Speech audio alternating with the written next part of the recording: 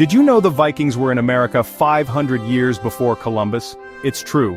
They built a settlement, a small foothold of turf and timber, in Newfoundland, Canada. They called it Vinland. This single fact shatters the simple image of horned, helmeted brutes. It reveals a people far more complex, more ambitious, more daring than we ever imagined. They were not just raiders, they were pioneers standing on the edge of the known world and then taking a breathtaking leap into the unknown. Their story isn't just one of violence, it's a saga of extraordinary human endeavor, a testament to what people can achieve when pushed to their absolute limits. So, who were these people? We call them Vikings, but that was a job description, not a nationality. It meant to go on a raid, to go adventuring. They were the Norsemen, the Northmen. They came from the lands we now call Denmark, Norway, Sweden. Their homelands were rugged, beautiful, and unforgiving.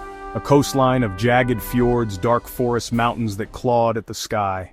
This landscape shaped them. It made them tough, resourceful, self-reliant. It instilled in them a deep connection to the sea, which was their highway, their larder, their path to destiny. They were farmers, fishers, traders, living in a society bound by honor, family, a thirst for glory. The world they knew was small, hemmed in by tradition, and the harsh realities of a northern climate. But something was stirring in the late 8th century. A change was coming. The year is 793. A storm of a different kind breaks upon the holy island of Lindisfarne off the coast of northeast England.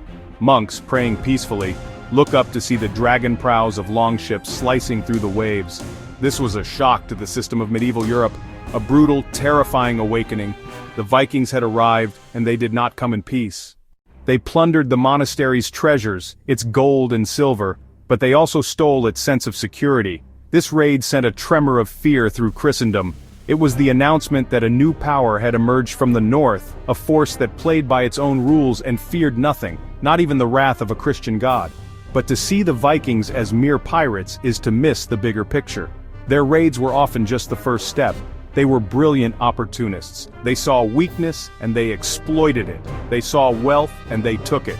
From England and from Ireland they spread their reach like a vast, sprawling net. They sailed their long ships down the rivers of France, laying siege to Paris itself. They ventured into the Mediterranean, clashing with the Moors in Spain and even reaching the shores of Italy. They were not just a localized menace, they became a pan-European phenomenon, a force that reshaped borders and toppled kings. In the east, their story was different, but no less dramatic. Swedish Vikings, known as the Rus, pushed down the vast river systems of what would become Russia and Ukraine. They were not just raiding, they were trading. They sought furs, honey, wax, and slaves, connecting the markets of the Baltic with the riches of the Byzantine Empire and the Islamic caliphates. They founded cities like Kiev and Novgorod.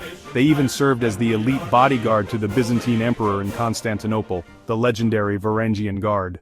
They were explorers and merchants, state builders and mercenaries, demonstrating an incredible adaptability wherever they went. And their voyages west were the most astonishing of all. They were the true masters of the North Atlantic. They used the sun, the stars, and the flight of seabirds to navigate the unforgiving ocean. They colonized the Faroe Islands and then, in a stunning leap of faith and skill, Iceland. From Iceland, an outlaw named Eric the Red led a fleet to an even larger, icier land he cleverly named Greenland to attract settlers.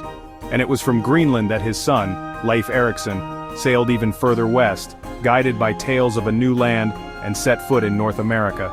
These were not accidents, they were calculated, courageous voyages into the complete unknown. In the end, the Vikings were victims of their own success. They settled, they ruled, they integrated, they became part of the European mainstream they had once terrorized. So why are we still so fascinated by them? Part of it is the sheer romance of their story. The dragon ships, the epic voyages, the tales of gods and heroes, they represent a kind of untamed freedom, a spirit of adventure that speaks to something deep within us. In a world that can feel small and overly regulated, the Vikings remind us of a time when the map had blank spaces.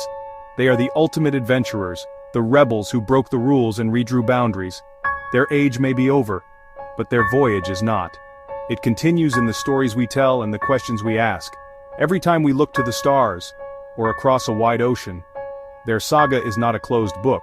It is an invitation to look deeper, to explore further, and to discover the untold stories still waiting to be found. In the wind and in the waves, the journey is far from over.